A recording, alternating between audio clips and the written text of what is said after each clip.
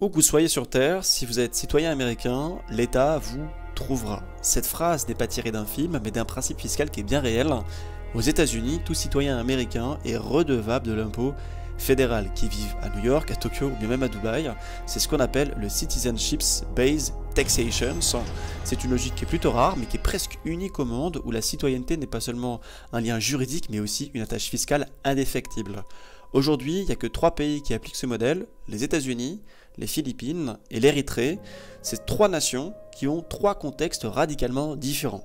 Du côté des États-Unis, qui est une hyperpuissance mondiale, ils imposent cela à leurs citoyens pour, je cite, financer la grandeur américaine.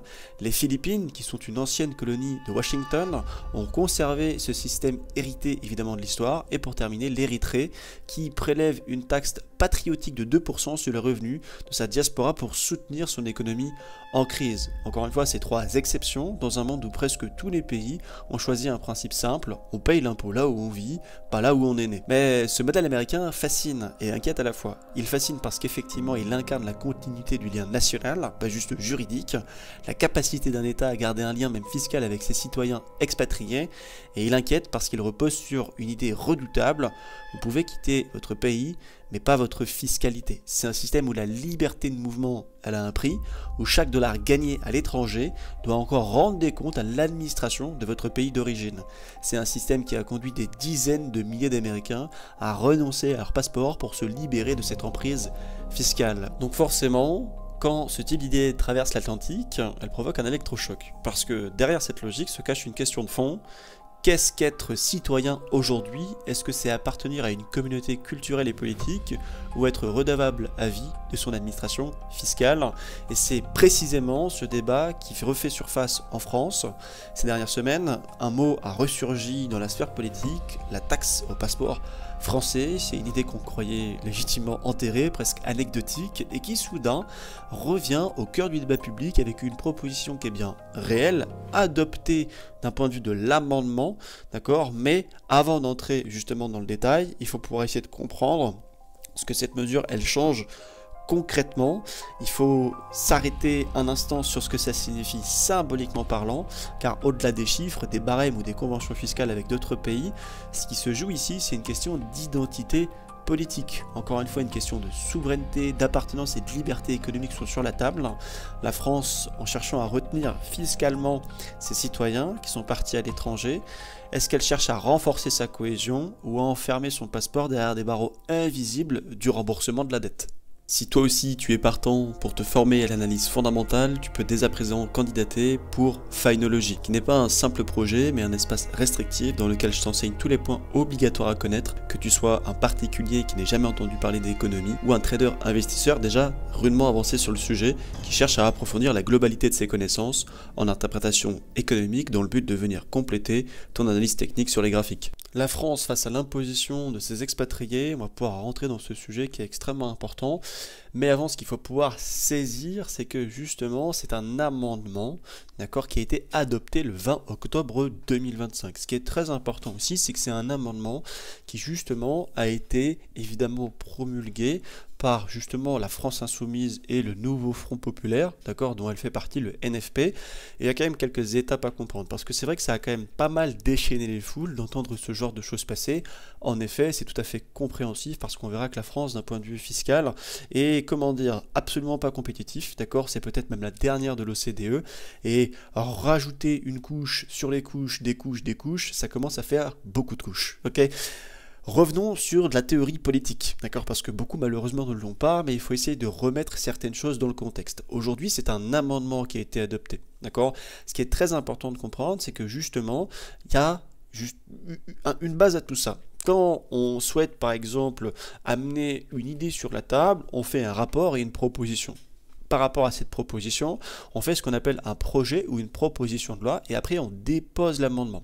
Une fois que l'amendement a été déposé, ok, donc au Parlement, enfin c'est du côté du Parlement et du gouvernement, il faut que l'examen se soit en commission, d'accord, d'après les députés et les sénateurs, ce qu'on appelle le pré-vote technique, mais surtout il faut qu'il soit voté à l'Assemblée nationale, d'accord, pour une première adoption officielle. Par la suite, il y a un passage au Sénat, donc la deuxième lecture, amendement possible, d'accord, on peut modifier le texte et j'en passe, mais il est très loin pour le moment, entre guillemets, si vous voulez, d'être passé. Donc voilà, on commence à faire retomber la pression, mais malgré tout, aujourd'hui, dans un principe de dette extrême, il faut faire très attention à ce genre justement d'amendement, parce qu'une fois en vigueur, effectivement, il pourrait déclencher quelques tornades. Et donc pour revenir un petit peu sur le contexte et la genèse de tout ça, depuis plusieurs années, le sujet de la fiscalité des Français à l'étranger, ça refait surface. Et à chaque fois, ça déclenche les mêmes débats.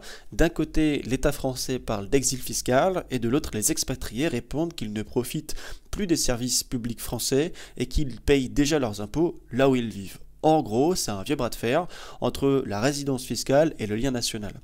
Et dans ce contexte, finalement, en 2024, c'est dans ce contexte finalement qu'en 2024 et dans le cadre du budget 2025, un amendement a été déposé à l'Assemblée nationale et il a ressurgi là il y a quelques semaines.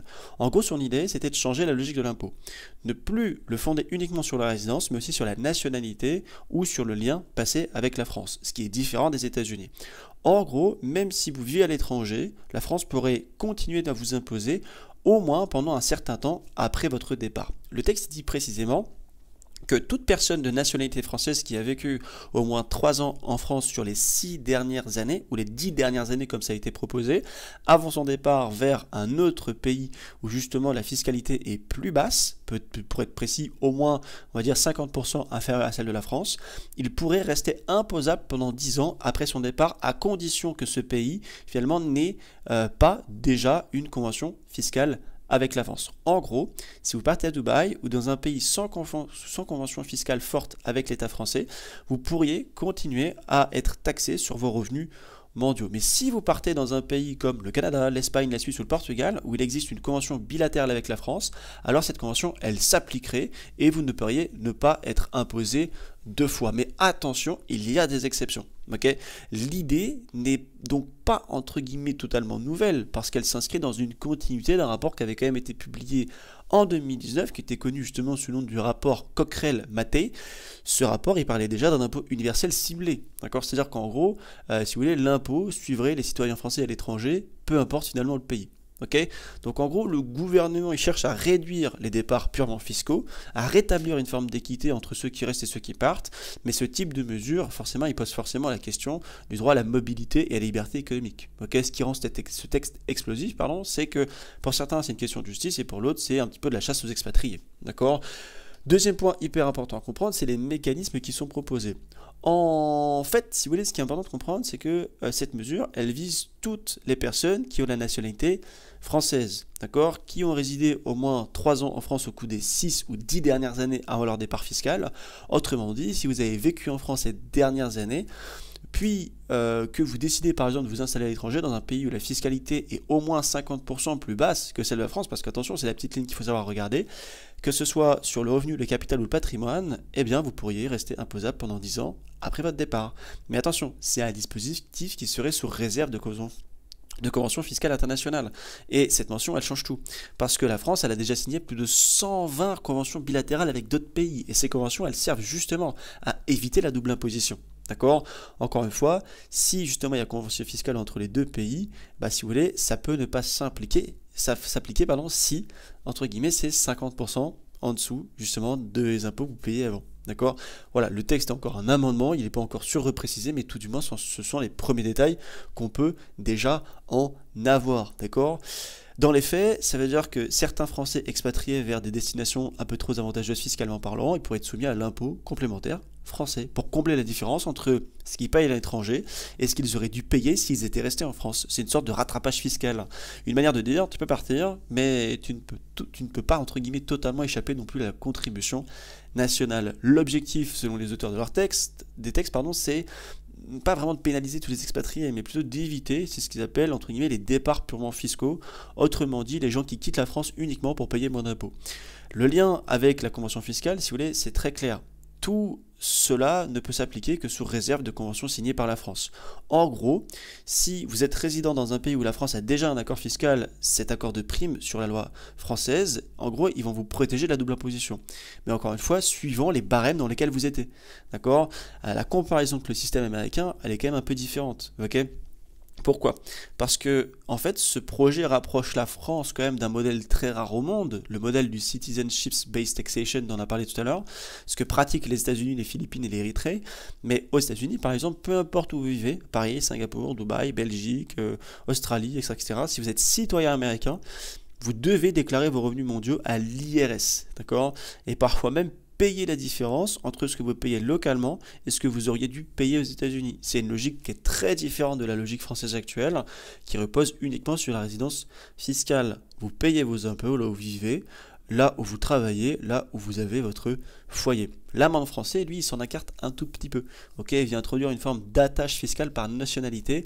Même si vous partez, vous restez temporairement redevable de l'impôt français au nom du lien que vous gardez avec la nation. Ok, mais attention aux conventions, parce que ça n'a rien à voir avec le reste. D'accord.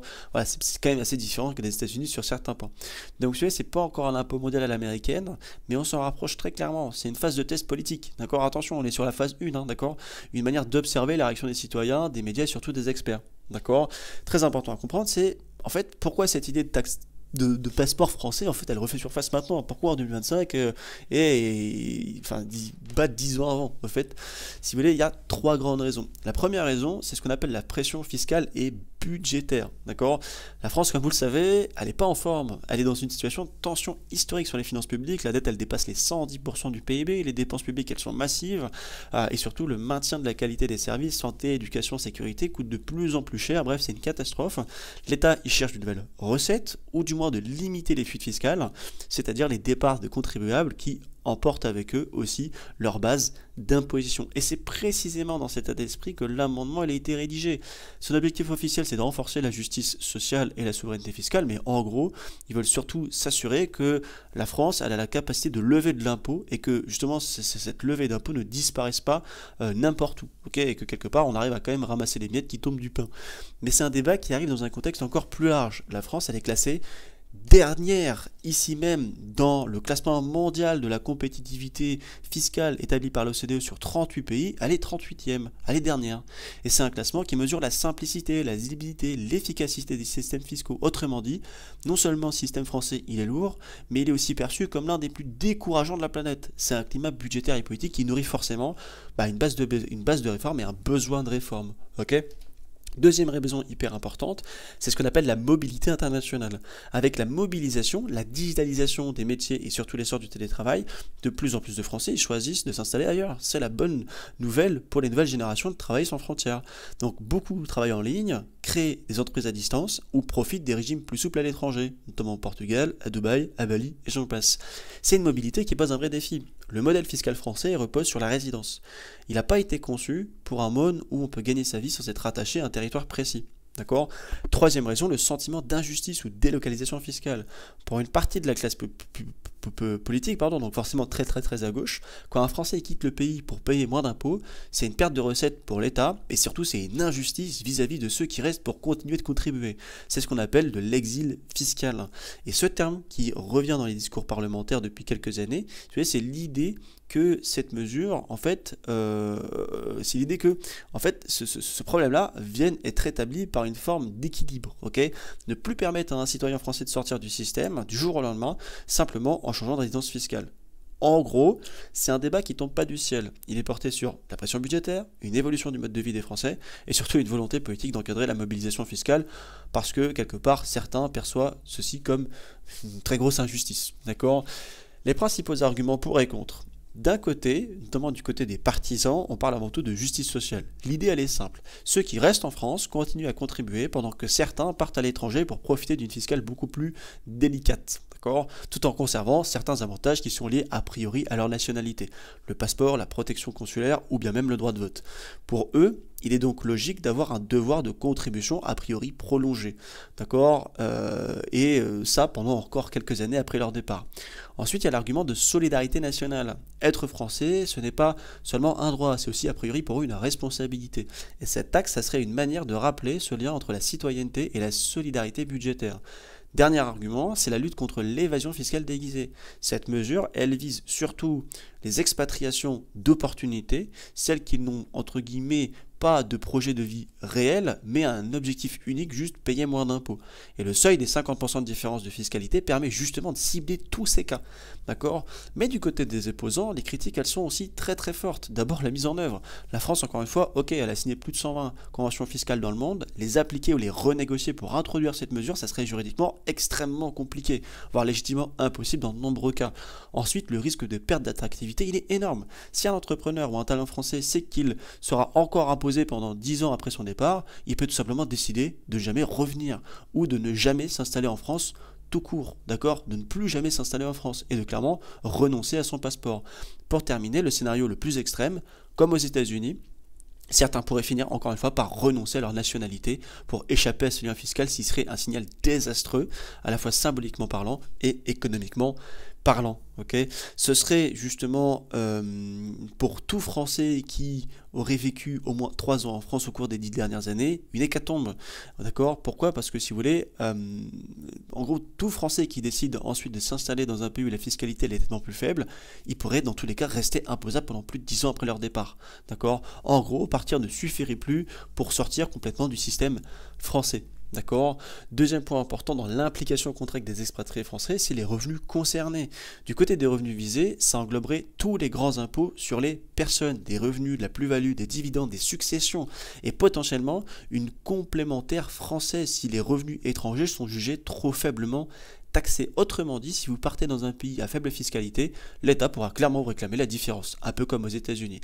Mais attention, la résidence fiscale, elle reste essentielle. Si vous vivez a priori à l'étranger et que votre pays justement a signé une convention fiscale avec la France, celle-ci prime et elle peut limiter ou bloquer tout risque de double imposition suivant la position du pays en question. Okay, mais il existe encore des zones grises, d'accord, sur pas mal de points, pour la bonne et simple raison qu'un expatrié dans un pays sans convention ou avec un taux d'imposition quasi nul serait en première ligne. Les profils nomades, ceux qui bougent souvent, ou justement la résidence fiscale elle n'est pas claire, sont tout aussi exposés. Et comme le texte n'est pas encore, entre guillemets, voté comme une loi définitive, c'est qu'un amendement, il y a une part d'incertitude juridique. Les contours exacts de la mesure sont pas encore très clairs et peuvent tout du moins encore évoluer. On va prendre 2 exemples, ok? L'exemple, par exemple, justement dans les scénarios pratiques, la 3e partie. L'exemple numéro 1, un Français qui part vivre à Dubaï après plusieurs années en France, s'il tombe sous le dispositif, la France pourrait le taxer pendant 10 ans sur une partie de ses revenus mondiaux. Exemple numéro 2, un autre qui s'installe au Portugal, là où la convention bilatérale entre les 2 pays le protégerait partiellement, il serait imposé qu'une seule fois où il y aurait un léger rattrapage. Okay, donc encore une fois, ce texte ne concerne pas tous les expatriés, mais il envoie un signal clair. La France, elle veut garder un œil sur les départs vers les pseudo-paradis fiscaux et maintenir d'une certaine manière un lien fiscal avec ses anciens élèves. D'accord, si on peut dire ça comme ça. Et quelque part, il y a un comparatif international très intéressant à mettre en place. Okay, les États-Unis, eux, c'est radical. Peu importe où vous habitez, vous payez. D'accord? L'Érythrée, comme je vous l'ai expliqué tout à l'heure, ils appliquent une taxe de diaspora de 2% sur le revenu de leurs citoyens à l'étranger. Okay? Le projet français, en fait, il s'en inspire partiellement, mais il garde quand même plusieurs, ce qu'on appelle garde-fous.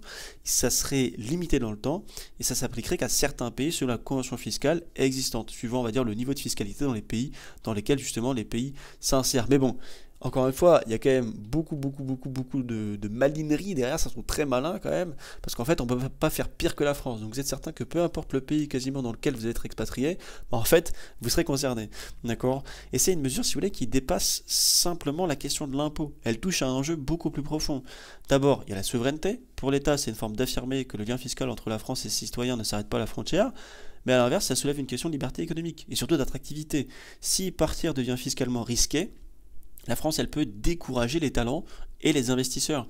Il y a aussi le dilemme entre la justice fiscale et la fuite des cerveaux. Vouloir l'équité, c'est bien, mais sans pousser les contribuables à quitter définitivement le pays aussi.